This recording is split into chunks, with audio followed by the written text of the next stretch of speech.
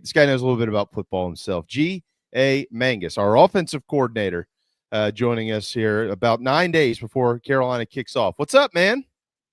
How you doing, buddy?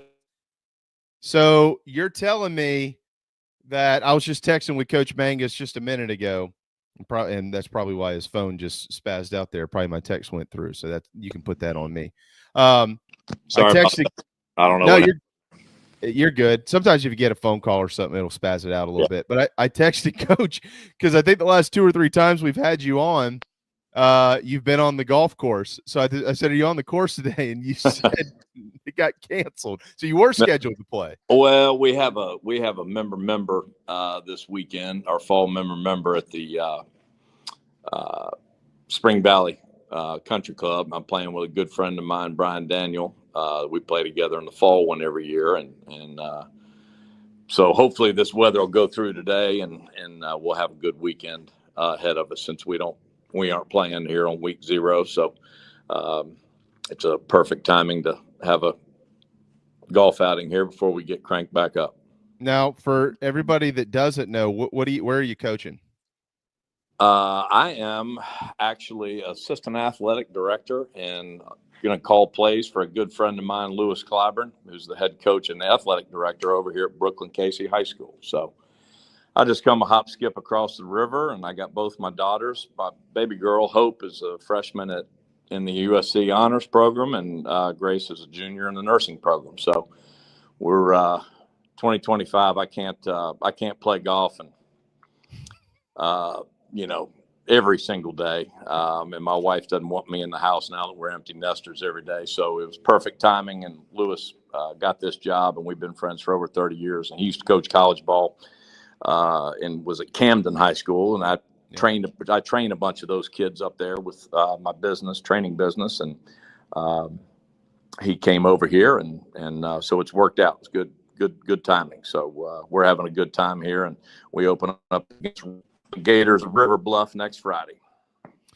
Just out of curiosity, by the way, at Brooklyn Casey's football stadium, the setting, right? I that's one of my favorite ballparks in South Carolina.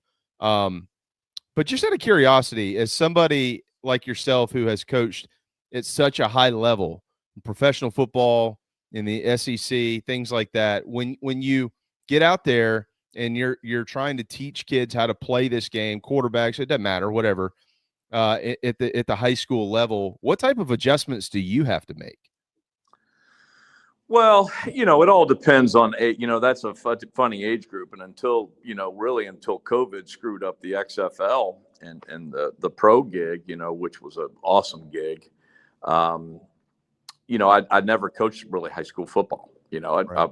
We have camps with high school kids and all that kind of stuff, but we never had to.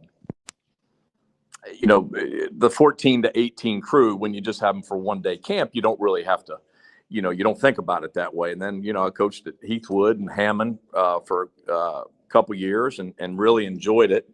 And,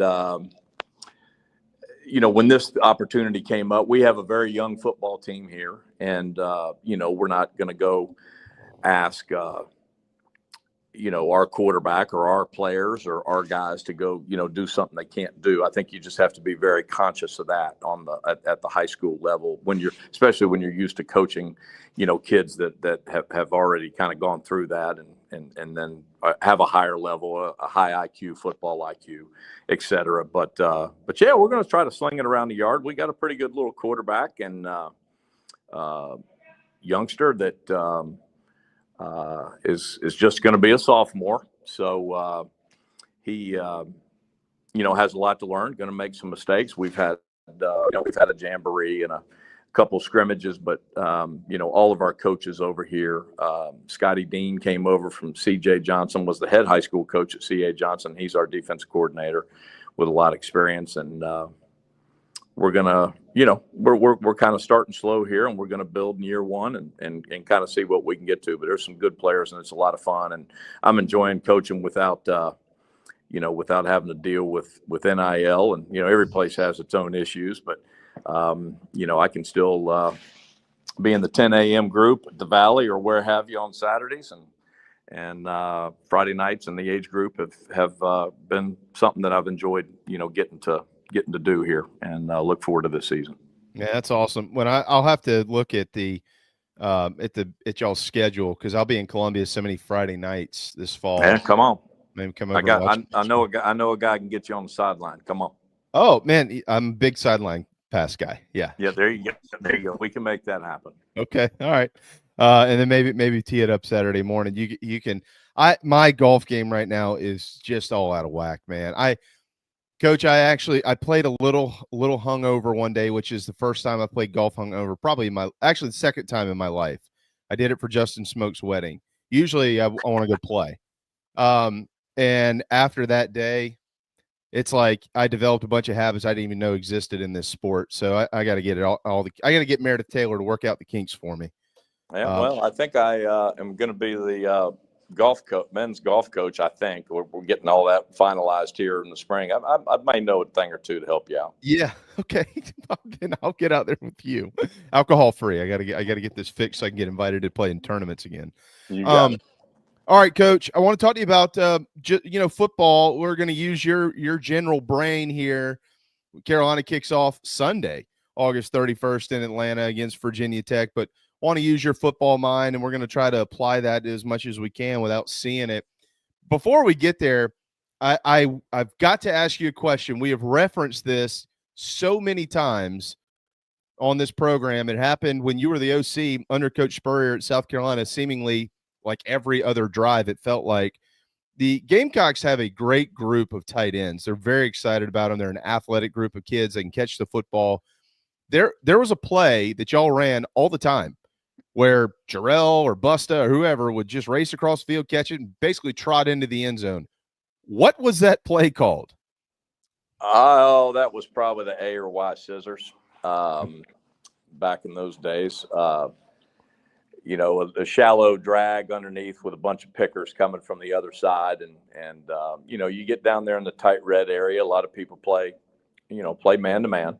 And if they do that, it's some people do it from behind the line of scrimmage, which we did a couple of times, which is people refer to it as the Y hide, and come across the formation and things of that nature. But I still love tight ends. We got Coach Clyburn's son here at BC is going to be our junior tight end for us, and the day that you can't play with tight ends is the day I'll go teach tiddlywinks or something. It's tight ends are a great part of the game and a very valuable tool. And we were fortunate to have some great ones in the heyday there at Carolina for sure. DeMarco, Justice, Buster, Jarrell. I mean, it goes on and on. We had a great run of good tight ends. And, I think they got a chance to have a couple guys they're going to be really good there this year and going forward. Yeah, South Carolina's done a hell of a job at putting tight ends into the league. I mean, Jared before that, Josh Simon's now up there. I mean, they churn them out, and they've got a couple of guys that are going to have that chance too. Mike Smith is one of them. You're as an offensive mind like you are, as an offensive coordinator. I know that you. I don't want to say the word study, Coach. I'll let you kind of explain that, but clearly you're cognizant of other offensive minds. You pay attention to guys, you watch what they do. I feel like that's what everybody does. Maybe you draw something from them or whatever. I was just curious what your I don't know if it's an opinion or just maybe general thoughts are of what you've learned about Mike Shula over the years as a play caller since he'll be calling the plays this year at South Carolina. Well, not a ton. Obviously, I know, of Mike and of course, the lineage of where his father and et cetera. He was kind of into pros. I didn't, back when he was there, I didn't pay much of attention in Alabama. I mean, we were all over the place. And at times you have, you have some time. Like I always tried to do an off-season study of somebody that was being successful. And I'm going back as long as 30 years ago, and whether it was meeting with, studying Bobby Petrino or, I spoke at a clinic many years ago when Chip was at New Hampshire, and we developed a friendship from those days that still exist today, and Leach and Hal Mummy and guys, and you just kind of get together and try to do an off-season study. And fortunately, we've become friends with some of those guys, and you talk about stuff in the off-season. And other guys with tempo and things of that nature. So I think if you're any good, you always do that. I have never been able to actually do anything in terms of what I would call a study on Mike, but anybody that's been around and grew up with the last name Shula and had all those jobs and been around and got to a little bit with what he did with Cam is my experience of if I would call it a study, but I at least watched it and saw some of it when I could. And I don't think it's any coincidence that LaNorris and there'll be some of that stuff going on with him in the run game a la Cam, back in the Panthers days. So that's definitely has some experience coaching a kid with that kind of talent, those kind of skill set. And I look forward to kind of seeing what if anything is different with maybe what Dow did or what they've done in the past. Yeah, I do too. I'm actually very curious about that, to compare and contrast the two. I am also curious about this. The Coach Shula mentioned earlier this week that last year he was upstairs. He was the eye in the sky for he was on the field. Dow Loggins, as the OC, was the eye in the sky last year up in the box, and Coach Shula was down on the field. What are the pros and cons, or what are the differences of being down there, able to communicate face to face with your quarterback, with your offense, versus being up in the room and having to talk over the headset? I have always, and I was fortunate to be a head college coach when in my 30, I think I was 32, 33 at the time. And so I kind of got used to, I wasn't going to go up in the booth as the head coach. So I have always been able to work for someone that has allowed me, even when I wasn't a head coach, has allowed me to call it from the sidelines. And I've always preferred that. Mm-hmm. Being a quarterback's guy, I always want to be down there. I remember growing up and young in the profession and going to the, phone and seeing them on the phones when I was a kid and all that. And after every series, I would much rather be down there and be able to look them in the eye. And you can kind of, it's hard to tell where they're at in a mental situation unless you're face to face. So I always enjoyed that. Some guys just prefer to be up top and they see it a little better, they say. I've been pretty fortunate to just have used to that ground view and have always been able to see it from there. It's nice to have somebody up top, maybe for the run game, with whether he's in a 2-eye, a 3, or loose 5, tight 5, 4 eyes, tight front, etc. But I can see the majority of that. I've always been able to do that. And I just love being on the sideline and being able to talk to the quarterback in between series. I think it's important. And it's worked for me, but to each their own. I asked DeMarco the other day, because when he played with the Falcons, mm-hmm. he had a chance every year, twice a year, to play against the Panthers and Cam Newton and that Mike Shula offense. And I asked him, how would you kind of describe him? Like, what would be the signature way that you would explain Coach Shula when he obviously the NFL is going to be different from calling it at the college level, but when you had to prepare for those guys, even though you're on offense, what defined Mike Shula, basically, is what I asked him. Yep. And he mentioned Coach Spurrier, and what he said was that he was a guy who was very consistent with plays that worked. If this play worked, they're going to run it a lot. Now they might run it out of different formations and things like that, but you're going to see that play a ton until somebody figures out a way to stop that. I was curious about your time as the OC with Coach Spurrier and why that is so important to young kids, even in the SEC. We know they're good football players, but to be able to hone in on things and perfect those things that that work, instead of just having this big board of a bunch of stuff on there. It might look cute, it might look great, but maybe they don't do all those things very well like they do this group over here. Yeah,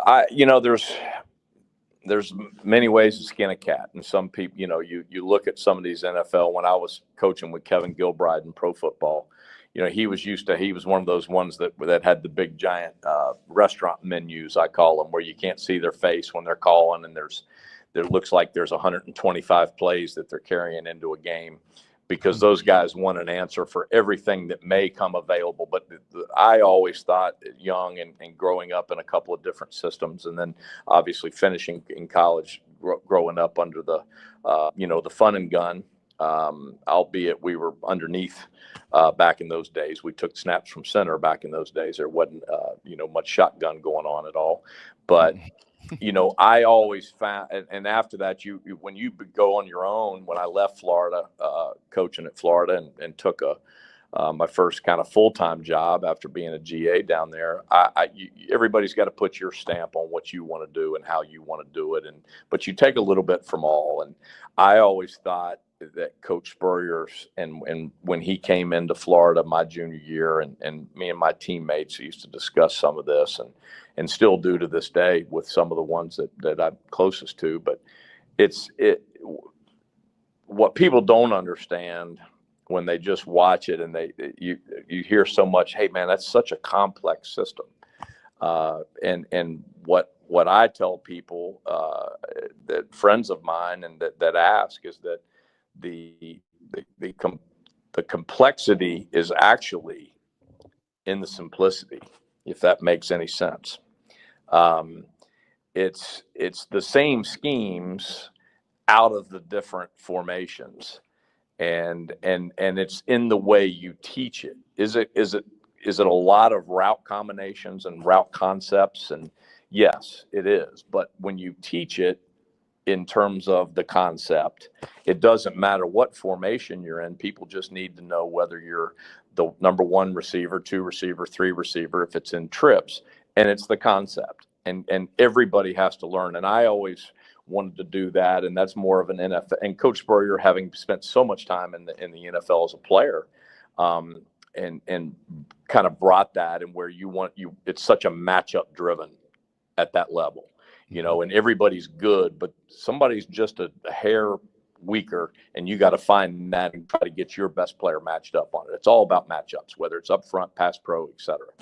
And I have always found and learned at an early age some of it, and then expanded on it for myself, just with the system that I liked, which is more of the gun, a little more of a versatile quarterback, dual threat type is what I prefer.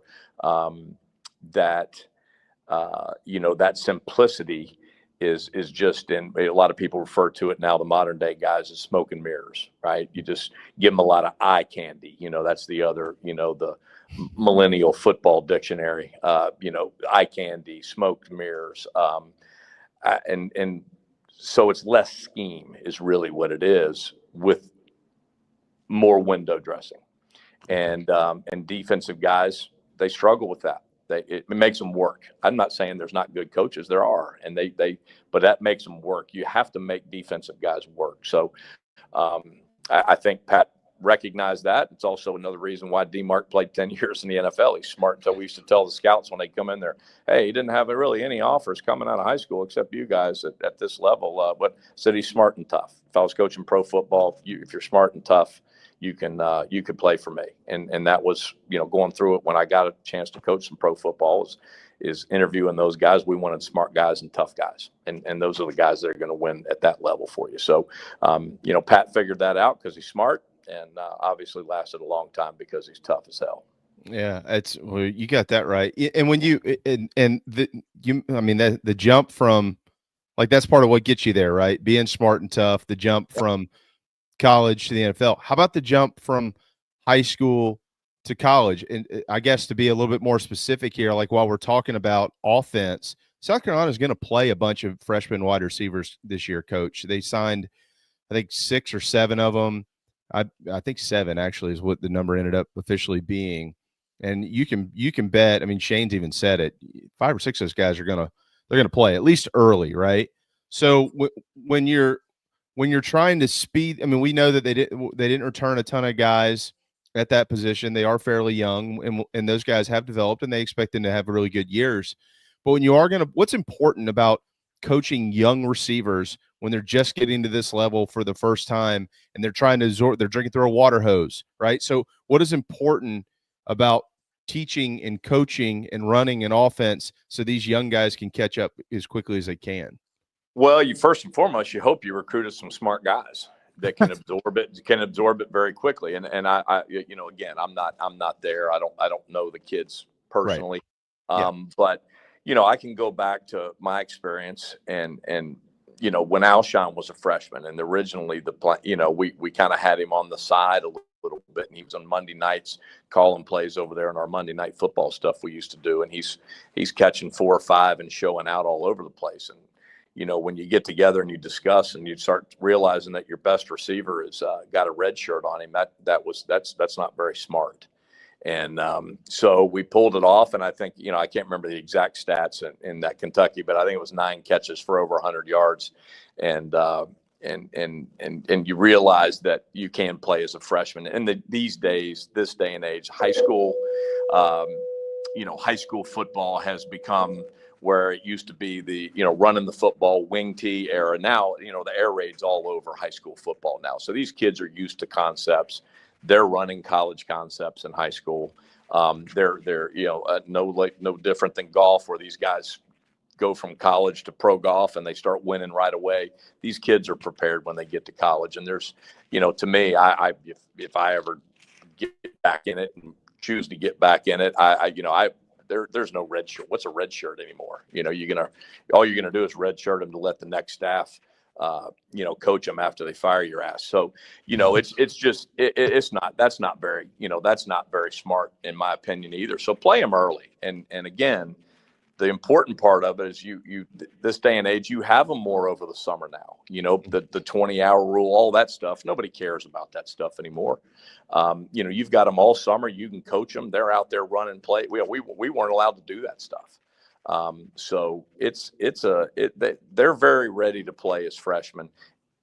Some kids, though, if they're ultra talented, I have done the Mike Leach. Me and Mike used to talk about the stuff, that true air raid that Hal and Mike do. Those guys never move. Everything's a right formation. The guy on the right is always the guy on the right, and the outside guy's always on the ball. Now, we differed in those philosophies, but I have done that at some other places where it required, because maybe they're very talented, but maybe it does take them a while to get the visual scene and get them coached up on all the concepts. You just teach them one spot. And a la Alshon, when he came up and we started playing him there his freshman year, he was predominantly the X until he got to the point that he could move around. And of course, obviously we moved him all over the place. Once he, established himself, which took all of about 1 week. So he was, and Alshon was smart and tough. That was a no-brainer. I know I'm using an extreme guy here that played 10 years, but their kids are smarter than you think they are, and I don't think South Carolina is going to have any problem playing those guys. They need to get better at that position. Everybody knows it, and that'll help LaNorris going forward as well. I got a question about LaNorris here in a second. You mentioned Monday Night Football. I've heard about this before. What was Monday Night Football under Coach Spurrier at South Carolina? Basically, it was a red shirt scrimmage every Monday night, and that way because they spend so much time. It's no different than high school with the JVs. They're more of the scout team, and they're running everybody else's stuff on both sides of the ball. Monday Night Football, we had Monday Night Football at Florida when I was playing. I mean, this is something he did all of his career. Okay. It was fun. It was those guys were Jones, and then more importantly, they got to run our stuff and at least kept them fresh on Mondays, because unlike high school, there is no JV game. There's no freshman game. So that gave them a chance to do that. And I mean, it could be anywhere from 15, 20, 25 plays to as short as 12 to 15, depending on health and all that. But it was very valuable to us, and got guys to keep developing. And Monday night was kind of development for that, while the varsity was kind of doing some special teams and taking it easy there that first day, just kind of getting the game plan implemented and things of that nature, running the weekend out and getting ready. So it was a lot of fun and a very valuable part of our plan, of the way we did things back in those days. Did Coach Spurrier get as animated in Monday Night Football with the young bucks as he did with the older guys? No, he kind of stayed over with the older guys and played the head coach role over there with those guys and watched them work out and run, whether it was Fitzy or Joe running them across and getting that, the workouts and then we would kind of split and go over to the other field while they were running gassers and things. We were playing Monday Night Football on the opposite field. So occasionally he'd come over there though. He'd go back and forth and he saw Alshon make that one-handed catch that led to a staff meeting of what are we doing with this kid? Let's go play. So it was that was a no-brainer. A long time ago, 16 years ago, that happened. Seems like yesterday. That's unbelievable. You don't look any older. It's kind of like the old line from Happy Gilmore. Shooter McGavin, 5-iron, huh? Well, you're fired. Who was the guy that wanted to redshirt this cat? Yeah. All right, I want to draw on your experience real quick with Connor and try to play it to LaNorris. I know they're different players, Coach. I'm not comparing them necessarily as players. I'm comparing their attributes as players in the fine line in which you coach them through that. I asked Stephen about it earlier this week, and Stephen had a very Stephen response that included foul language and all kinds of stuff. Yeah. And then I asked Perry about it. Perry's was much more buttoned up and eloquent. That's not shocking, right? No. But I want to ask you, because you developed Connor Shaw, and one of the things last year that LaNorris, I mean, we've all watched LaNorris play. He's in kind of a league of his own when it comes to athletic ability, feeling pressure and things of that nature at that position, and being able to make things that you didn't even know existed on the field in that moment. All of a sudden this play happens and it's like, oh my gosh, nobody else can do that, it seems like. But they have been obviously trying to continue to coach him to be the best quarterback prospect that he can be, for the NFL, for himself, for Gamecock football, and everybody in between, right? And part of that is reading coverages and reading defenses, et cetera, et cetera. As an OC, this is the third time I'm asking this question this week. How fine or how thin is that line when you're coaching a guy with that type of athletic ability? He can create with his legs, he can create with his arms, but what is best for him in that moment? You know where I'm going here. I'm trying to explain it the best I can, but you're also trying to develop him into being a better player. How fine is that line where you don't want to take something away that's just part of his natural ability as a quarterback? Well, Connor's a prime example, and we're going through it here. Even, you asked earlier about, the high school level and where do you start and how do you go? There's not a ton of difference. Again, you're young in high school, you're young in college, you're young in the pros. There's no, it's all relative. You're a young player at the level you happen to be playing at. And so like Connor, for instance, Connor was a 6-foot kid coming out of high school. When I first went to the high school and took Coach Spurrier there just to eyeball him when I had offered him, Coach kind of looked, at the time Connor weighed a soaking wet, maybe 160, and he was a junior in high school. And he's kind of little, isn't he? And I was like, well, he's going to get bigger. Now, he ended up playing at 205. And again, that's what you do as a coach, right? You have to project what they're going to look like. He was a kid at that time.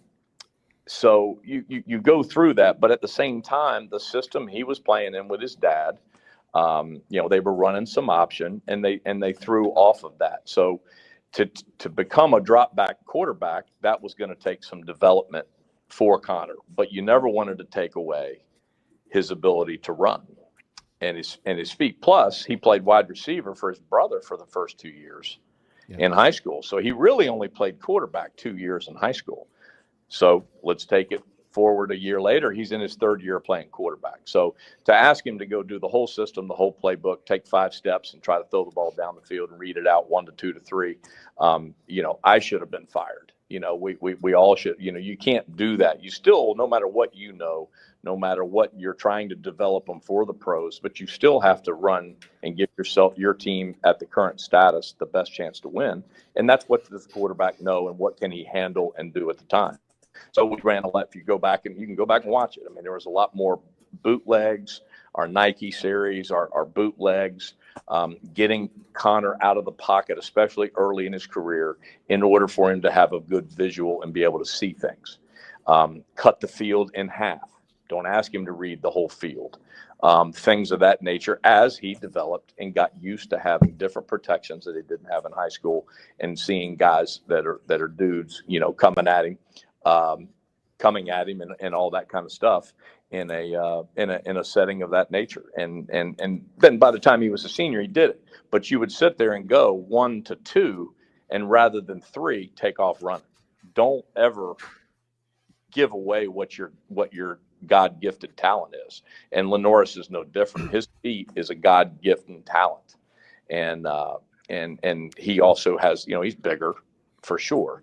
But he still has some development to go in the drop back game. And Mike knows the drop back game. Hell, he was in pro football. I mean, and been around that. He knows the 1 to 2 to 3 progression read football, all of those kind of things. But where is LaNorris in that? I don't know. I don't coach him. He's not one of my guys that I coach on the side. I hope to see some improvement with that. I think everybody does. I mean, you saw the bowl game, where Illinois had that plan and kind of did more of keeping him in the pocket and asking him to go through that progression and being able to deliver the ball. And we'll see how that goes this year, because, guys now have a full year of study, full year of film, and on him and what his traits are, where he tends to go. And those guys get paid too. So it'll be an interesting watching the chess match going forward. Yeah, there's no doubt about that, man. I've always been curious about that. Like, you don't want to take part of who somebody is away from them in lieu of this is the way that you do it. So you have to kind of sit there and see. I mean, think about back in the day. I mean, the happiest person in the state of South Carolina when Connor Shaw graduated. How many times 3rd and 8 played cover 1, and we knew, they played cover 1. I'd say, look at 1. The matchup's not there. If they got it double covered, the safety's covering, take off running. I said, what if they bring 5 and they drop and they cover with 5 and have 1 deep? Who covers you? Nobody. I said, okay, God gave you those feet. Now use them. How many times he run for first downs on 3rd down? If I took that away from him and asked him to go, what's number 4? Well, he had number 4, 1 to 2 to 3. His feet were 4. Okay. Typically you don't have time to do that. So don't worry about the check down. If he's covered, they can't cover you. Take off running. And he was as good as I've ever had at doing that. And that is a very, very hard thing for people. That's when heads go down on the sidelines. They have it. They have the perfect defense. It's perfect covered. And there goes the quarterback running. Johnny Manziel did it at A&M. Guys do it. Cam Newton did it. I mean, you see those guys. And when they do that, boy, it's demoralizing. So I would never take it away from a kid like LaNorris for sure. But there is definitely ways that you cannot take that away, but definitely continue to develop them as a progression passer that will be required more so as he keeps continuing to go forward. Yeah, can't wait to see all that. What can be demoralizing is when Coach Spurrier's up your ass over something that you screwed up. Did he ever get so far up there when you were playing for him that you thought, I don't know, maybe this guy isn't for me anymore? No. Heck, I was running scout team, and I was just trying to get out there and hope Shane Matthews threw enough touchdown passes that I could go in and mop it up. But we were, watching in terms of the development. It was more so like when Connor was young. He'd see that rush and take off. Meanwhile, it's a first down, but it frost him.